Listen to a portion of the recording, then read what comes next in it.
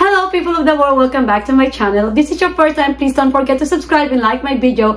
Today guys, I'm so excited para i-share sa inyo. Ang taas na energy ko no? Para i-share sa inyo yung mga product na, favorite product ko na binibili sa Japan na every time na pumupunta ako doon. So, I've been going back to Japan for, I don't know, 6 times already, 5 times. Actually, next month pupunta na ako sa Japan. So, ito yung mga product na tested ko na through the years na pagbalik-balik ko doon. Share ko inya.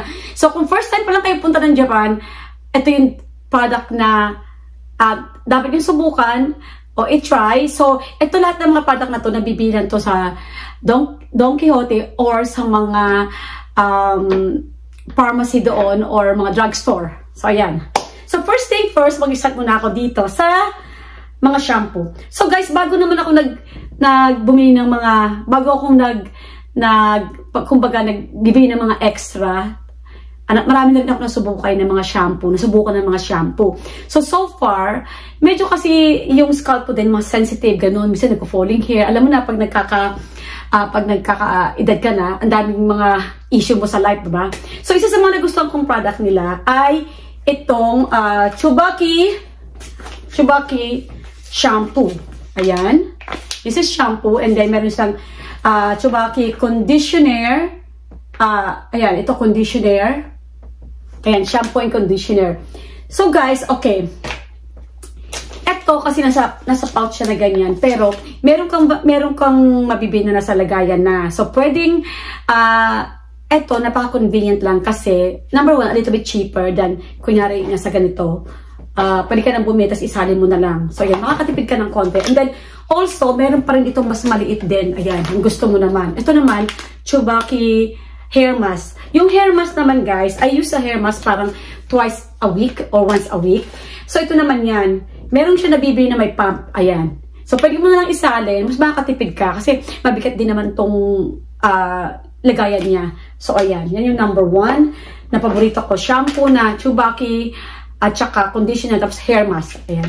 And then, nandun ako last time sa Japan, kung hindi nyo pa napanood yung mga haul ko sa Japan, ito yung, nandun ako, hindi ko alam kung palagi silang meron ganitong klaseng shampoo. Ito yung, actually hindi ko mabasa, pero basta yung may flower na ganyan. Ayan, yung red. Tsubaki din siya. So, this is moisture shampoo at saka moisture conditioner. Ayan. So, ito, like sabi ko kanina, pwede yung bilhin siya ng mga ganyan. Tapos, bumili na lang kayo ng parang extra nyo. Ayan, para pagka gusto nyo siyang isalin. Tsaka mas mura siya. And then, mas marami pa mabibili nyo kasi, di ba, yung weight nang dadali nyo sa maleta. And then, what else? So, from shampoo, punta tayo sa, unahin ko na yung mga hair oil. Ito, guys, alam nyo naman, pag sa Japan ka, sabi nga nila, pag yung product na merong number 1 na ganyan, ibig sabihin, yun daw yung parang mostly na ginagamit ng mga local. So, parang doon nakikita na yung product maganda o top seller, kaya may number 1. So, ito guys, grabe, bilib ako dito. Actually, ito, oil siya, hair oil, or ginagamit ko siya sa everywhere. Actually, sabi nila, hair oil daw, pero ginagamit ko siya sa skin ko rin also, or even sa face, especially pag winter, kahit sa paa, pag winter, tapos nag-dry talaga yung skin mo na hindi na kinakaya ng power ng lotion. So, ayan. So, ito siya, guys. Ayan. Hindi ko alam yung pangalan, hindi ko mabasa. Pakita ko na lang, screenshot nyo na lang. Yan. Basta may number 1, gets nyo na kaagad. Yan. And then, lagay natin sa side na to. Also, since nasa hair pa tayo, meron pang isang hair dito. Ito guys, pang hair din, hair treatment. Lucidol L, Argan Rich. Ayan. Oh, look. Sorry naman. Ayan. And then, meron pang isa. Ito guys, honey naman to. Hindi ko to ginagamit. But then, ito yung favorite na ng daughter ko na bilhin. Every time na pumupunta ako sa Japan. The thing is, yung daughter ko naman, yung hair niya medyo oily. So, pag 2 araw siyang hindi mag-shampoo, nag-oily. Pero ito, ginagamit niya, nagustuhan niya. Sabi niya, hindi nagiging mas oily yung hair niya for some reason. So, ayan, ginagamit niya. Once in a while, ginagamit niya. Pero gustuhan niya yan. And then, what else? I have this one also. Medyo obsessed ako sa mga hair, tsaka face, yan. So, Fino Premium Touch Hair Oil din. Maganda rin yan. And then yung Fino, meron din siyang, let's see, meron din siyang hair mask. Ayan. Ito yung mga magagandang, actually, ang dami talaga sa Japan. Malilito ka rin. Pero, so far, sa pagbalik-balik ko doon, papunta-punta ko doon, ito na yung parang nagustuhan kong product nila. So, every time na bumabalik ako, bumibili talaga ako ng extra. Talagang nag-hoard ako niyan. And then, ito pa. Ito yung isa naman. So, moisture cream. Ayan. So guys, nilagyan ko na lang ng skin para alam ko kung para saan. Kasi nakakalito talaga pag hindi mo nilagay, di ba? For example, this one is for the hair. So, meron siyang oil. And then, meron siyang cream. Ito yung cream niya, guys, sa hair. Ayan, cream. Cream siya. Ayan. Yung isa, oil. So, ito yung parang pang everyday na parang, you know, pagtapos mo mag-ano, kung meron kang parang, para hindi. You know what I noticed also, nung nag-try ako gumamit ng mga Japanese product, hindi na ako masyado nagkakaroon ng parang split ends. And to think na, twice a week akong nag-aayon ng hair ko, which is 450 pa yung init for me to have this hair na parang diretso talaga. Yan. So, ito yung nakatulong sa akin. So, this one also, parang, ito yung cream, kasi ito yung oil niya. Ayan. I guess number 1 din siya, kasi pareho silang parang magkaparehong brand lang. Magkaparehong brand yan. And then, meron sila nito, pang skin. Nilagyan ko talaga ng skin, ano. Kasi, alam mo naman, lola niyo, makakalimutin eh. So, nilagyan ko ng skin para hindi na ako pa, minsan kasi nakakalimutan ko, ito ba yung pang hair o hindi. So, yan, nilagyan ko siya ng ganyan. So, kung gusto niyo bilhin, screenshot nyo na lang. Medyo marami to guys ha. Medyo mahaba-haba to. Pero bibilisan ko na lang. And of course, guys, etong mga ganito, ang daming face wash doon na talagang mahihilo ka. Okay? But for me, ito yung mga nagustuhan ko yung Biore, tama ba? Basta yan ang nagustuhan ko. So, meron ako iba-ibang klase. Merong Biore, well, alam mo kung anong pagkakaiba ng mga yan. Pero, nagustuhan ko itong pink. Yan. Pero si husband, pinapagamit ko sa kanya itong blue. O, diba? Pink and blue kaming dalawa. Yan. And then, what else? What is this one? And then guys, ito nga pala. So nakalimutan ko lang kunin. Meron akong lagayan sa loob nito. Meron din itong parang nasa gantong lagayan. Ito naman guys, cleansing oil, deep cleansing oil. So, ito, ang dami nilang iba't ibang klaseng brand. So, ito yung pinaka nagustuhan kong brand. Ayan. So, meron akong parang binili na sa bote. And then, sinasalin ko na lang siya. Ang pinaka nagustuhan ko talaga sa Japan, hindi mahal yung mga skincare product nila o cleansing product nila. Depende lang sa'yo kung, actually, minsan kung pupunta ka sa mga maliliit na drugstore, parang mas mura pa. mas mura pa kaysa sa Donkey. So, and then minsan also, parang nagsisale din sila. Parang you buy 3 and then minsan may nakapack pa na 6. So, talagang ang mura. So, ayan. Kaya, tinan nyo naman guys, talagang, di ba, hindi ako mauubusan hanggang babalik na naman ako doon, hindi ko pa ito nauubos. So, ayan. Kasi guys, dalawa kaming gumagamit. And then, yung mga nasa table guys, unahin ko muna pa isa-isahin ko. Move ko sila para makita ninyo. And then, of course, yung mga kanilang SPF, kanilang mga, ang tawag doon, hindi ko maisip, kalimutan ko. Sunblock. So far guys, etong Biore, nagustuhan ko yung sunblock nila. But then, binili ko rin tong isa, Skin Agua. Yan. Pareho silang maganda. Hindi sila nag-iiwan ng mga puti-puti. Ayan. And then, ayan. Subukan nyo rin. Biore tsaka Skin Agua.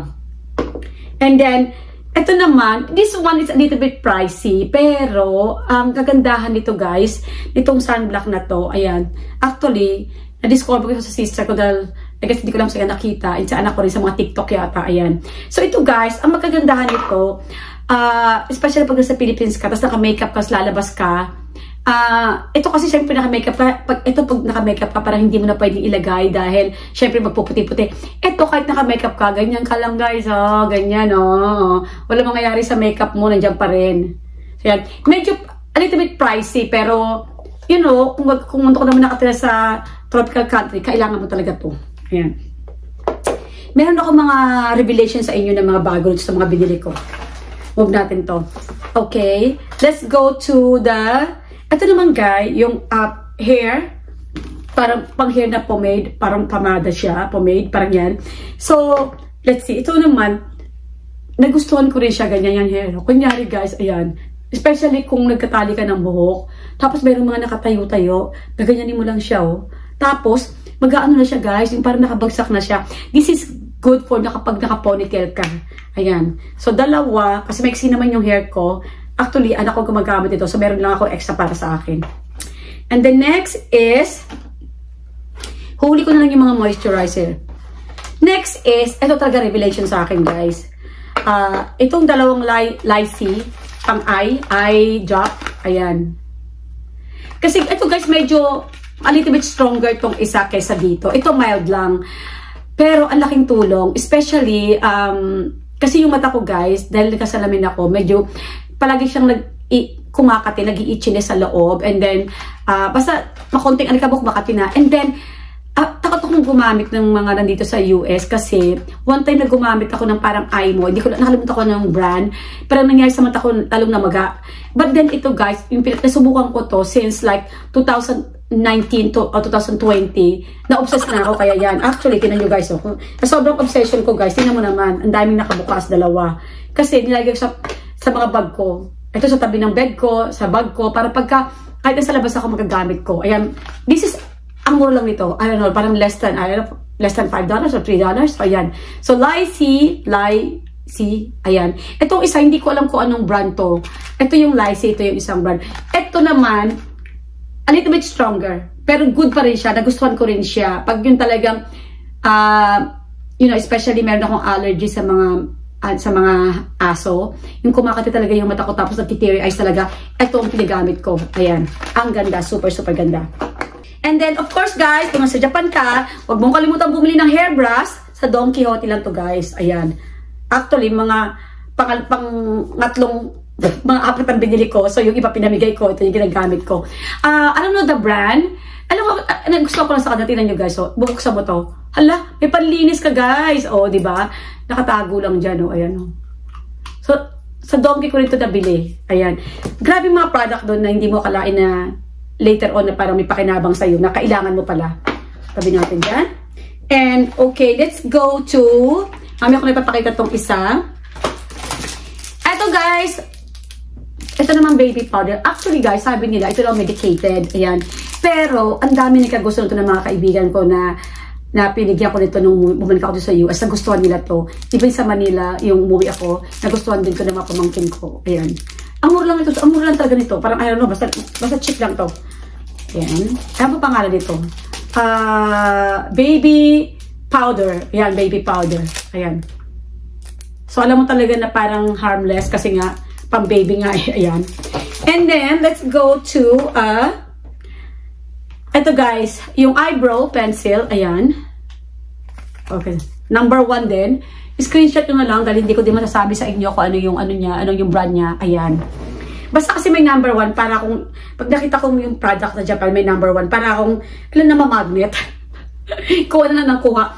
But anyhow, ang nagustuhan ko lang sa kanilang eyebrow, yung eyebrow nila guys, medyo soft lang kasi parang siyang gel na maliit. So, ang dali lang niya i-apply. Kailangan mo lang maging used to it na paano pag-apply. Kailangan medyo siya soft ha. So, kailangan, wag mo siyang ano ng malaki kasi mababali lang siya. Kailangan konti lang. Yung enough lang na maguhit mo. Ayan. Yan ang ginagamit ko ngayon. And then, isang revelation sa akin guys, ito. Shiseido Eyebrow Pencil. Ayan. Yung Shiseido naman, parang $7 yata o $8. Pero it comes with tatlong ganito kalaki. The only thing with Shiseido is kailangan mo pa ng, okay, pakita ko sa inyo mas malapit. Shiseido Eyebrow Pencil. Ayan. So, ito naman, medyo ang downside lang sa akin kasi kailangan lagi ka may pantasa. Lagi mo, may sharpening ka, lagi mo siyang itatasahan. Anyhow, pero cheap lang naman din dahil it comes with 3 pieces. Ayan. So, pwede mo tasahan yung tatlo and then, you know, gamitin mo lang ng gamitin. Then, you know, pag lahat sila, pudpud natin, tasahan mo ulit. So, yan. And then, this one naman, ito number 1, One Day Tattoo. Ito yung ang ganda guys. Actually, ito maganda kung mahilig ka maglagay ng wings, ganyan. So, hindi ako masyadong parang ginagamit ko lang to pang special occasion kasi hindi ko kaya lagyan yung isang mata ko dito. So, dapat nandito yung anak ko para siya magalagay sa isang mata. Kaya ko sa isang mata, pero sa kabila hindi ko kaya. Pero ito siya guys. So, number 1 din siya. So, yun yung mga product na dapat nyo i-try before kayo umuwi sa Pilipinas o kung saan man kayo uuwi. And then, the next thing is, ito naman guys, ang tawag dito. Ito yung mascara. Ito yung mascara na yan. O, di ba talagang may halata rin na medyo may pagka, ano ako guys, may pagka-hoarder din ng konti. So, ayan sila. So, ito. Ang nagustuhan ko naman sa product na to, yan, lapit natin para mag-screenshot nyo. Ang nagustuhan ko naman sa product nito, sabi daw, Lash Expanded Long. Maholika. Ayan, Maholika. So, ang kinagusto ko sa kanya guys, baka tulad sa akin, halimbawa, hindi ko sa bali nakikita, pero yung lashes ng mata ko, parang ang nipis-nipis lang, ang konti-konti lang, tapos ang iksi pa. Ayan. So, eto guys, pag nilagay mo, meron siyang mga fiber. Ayan, nakita mo, may fiber nga lang dyan ng konti. So, at the beginning, medyo na-bothered ako pag nilalagay ko kasi, ang nangyayari, parang may extra akong hair o extra ako na may yung pilik mata. Pero eventually, nung na-realize ko, ang ganda rin pag merong extra, parang nagiging parang mas makapal. So, ayan. O, diba? Obvious ba? Talaga nag-hoard ako ng ganyan. So, this is last sa akin mga 6 months. Yan, like 6 months mag-last yan. And then, teka muna, bago natin ilagay ito, meron pa akong isang number 1 na eyeliner. Ito, beauty liner. Ito guys, ang ganda rin ito. Ayan, eyeliner. So, yung isa, nakalimutan ko na sa loob ng ilabas eh. Pero yan, may number 1 siya. Beautiful liner. Ayan. Ay. Hindi ko lang patandilin. Teka guys, ayusin natin ng konti yung ilaw. Dapat dito siguro. Ayan. Okay, binub ko lang ng konti yung ilaw natin. So, the next one is this guy. Carlush. Ang patawag dito, parang, ito guys, ang tawag niya dito, Carlush, pilikmita pangkulot. Ito guys, Shu Uemura. Shu, tama ba guys? Baka may mag-ano sa akin, ano, mag-bash sa akin. Shu Uemura. So, this guy, ito less than $10 lang. So, ang gaguntahan nito, pag bumili ka nito sa Carlush Lash, Curl Lash. Ayan, meron pang buhok-buhok. Meron pang mga konting. Kasi pag binili mo siya, may kasama na siyang extra rubber. Ayan. So, pwede mo siyang palitan. Pag nakita mo na siguro, mga 1 year o 6 months mo na ginagamit, and then you think na yung rubber hindi na gumagana. So, pwede mo siyang palitan. So, ayan. Ito sa Donkey to. Yung mga iba, pwede ako confuse kung saan ko binili. Sometimes sa drugstore, sometimes sa Donkey. Pero, anywhere makita nyo yan. And then, one thing na rin nagustuhan ko, ito, pero bibiling ko siya ulit, Diana Megami Stick. Ayan. Ano ba ito ang nagustuhan ko dito sa ano na to? Ang ginagawa nito sa buhok mo, eto guys, kunyari, di ba, katulad ako nagpa-bangs ako, tapos ayaw ko na ngayon mag-bangs, di ba, nagbago na isip ko, tapos ang isipan ng bangs, para yung bangs mo, parang sumama siya sa, ganyan siya guys, oh, tingnan mo. Para sumama sa bangs mo, parang ilalagay mo siya ganun. Tapos guys, naka-stay lang talaga siya, ang ayos niya. So, unlike this one naman, yung isa, pakita ko ulit ha, para maano ko lang sa inyo yung difference niya. Ito kasi guys, para pomade siya, parang pamada siya, parang pag nakatali ang buhok mo. It's the same process, but this one is parang talagang, parang sasama siya sa mga buhok mo, hindi siya magbumukhang bangs o magbumukhang may extra na lumalabas-labas. So, ang ganda nito. Try nyo lang talaga. Ganda. Yan. Actually, dalawa lang nabili ko. So, nagamit ko na yung isa. So, ito yung bibiling ko ulit. And then, okay, dito na tayo. Sa mga, ihuli ko kaya to ngayon na. Okay, dito muna tayo sa unahan. So, isa rin sa mga product na kung ang skin nyo is hindi siya matured na katulad ko, I'm already on my 50s. So, medyo ibang product na yung ginagamit ko ngayon. Pero, ito yung una kong ginagamit dati, na tinry ko din na almost 1 year. So, ngayon, hindi na ako gumagamit ito kasi pinapagamit ko na kay husband. And, ang ganda ng transformation. Ang pangalan niya is Elixir. Yan, Elixir. But, ang gumawa nito is parang product ng Shiseido. Ayan, ito siya. Actually, ito yung extra ko. May lamang pandalawa yan. Eh kasi guys, ang ginagamit ko na ngayon, eto na, nagbago na ako, di ba? Kung hindi nyo pa napanood yung vlog ko about SK, SK, ito siya. So, ito guys, huwag nyo nang kalimutan na mag-try ng SK. Meron silang, yung SK, meron silang parang mga package na maliliit. Like, for example, parang ganito lang siya kalaki. Yan. Ito yung mga pang-travel ko na binibili. Meron lang siya kasamang maliit. So, para matry mo lang kung ano yung produkto nila. Ano yung mga, itong Petera Aura Kit SK2. Yan, maganda. Grabe guys, ang mahal kaya dito. Nasa Costco nakita ko yung ganito, yung malaki. I don't know, parang nahilo ako bigla. So, parang more than 60% yung baba ng presyo. Ayan. Tapos, ito yung ginagamit ko, Skin Power SK rin. Actually, ubus na. Ginagamit ko na ng maliliit. So, pero uuwi ako, well, babalik ako sa Japan next month. So, magkakaroon naman ako ng mga Japan haul o Japan something. And then, ito na guys, sinuli ko yung mga favorite na bagay ko sa Japan. So, ito guys, revelation na. Ito yung pinaka-paborito kong nabili sa Japan. Ito. Alam ko, hindi nyo alam kung ano to, para saan. Hindi po siya pang mascara. Ayan. Ang ginagawa po nito, ito. Papakita ko po. Papakita ko sa inyo. Ito yan. Ito naman, ibang klaseng brand. Pero, the same token, maganda rin. Ayan, guys. So, ito, guys, i-examplean ko kayo. Ito yan, kabubukas ko lang. So, isang ganito, maglalast sa inyo ng almost more than 6 months. So, ayan. So, for example, paalis ka na ng bahay, tapos nakaayos ka na, outfit ka na, ready ka na, and then makikita mo, guys, na for those people na maraming gray hair, katulad sa akin dito, guys, ayan. So, lalagyan mo ngayon ito, guys. Lalagyan mo nito. Ayan. Para siyang mascara, ayan. Tapos, halagyan mo guys. Hindi ko malalagay kasi hindi ko makikita. Pero, lalapit ko ng konti sa inyo. Ayan. So, tingnan nyo guys. Ito hindi ko lang siya ma-apply ng maayos. Pero, dito guys, pareho rin yan. Tingnan mo yung dito ko guys na wala na. Wala na yung parang mga white hair. Wala na. O sometimes dito, bigla na lang may lalabas. Tapos, hindi mo pa time na mag-color ng hair. So, ito ang iyong magiging best friend. Oh, hindi ko masabi yung brand. Pero, Blanc yung brand niya. Ay, lapit natin ng konti. Ayan. So, ayan. Sa mga katulad ko na medyo maedad na at marami ng gray hair. And then, you know, hindi ka pa time na magkulay pero may lakad ka. And then, di ba minsan nakaka-stress pag nakita mo yung buhok mo merong may mga puti-puti na nasa gilid. So, eto magiging best friend nyo. Ayan. So, ayan. Actually, yan, extra ko 4 pa.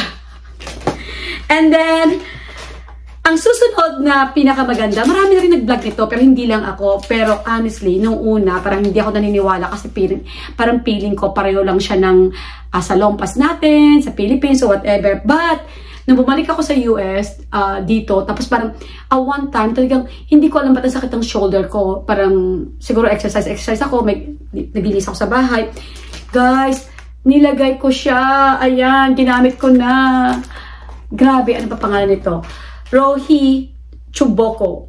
Yan. So, huwag nyo itong kakalimutan, especially sa mga a little bit older na marami na kayong pain. Alam nyo guys, maraming sumakit. Lahat ng sumasakit sa akin, nilalagyan ko nito sa likod, dito, even sa tiyan.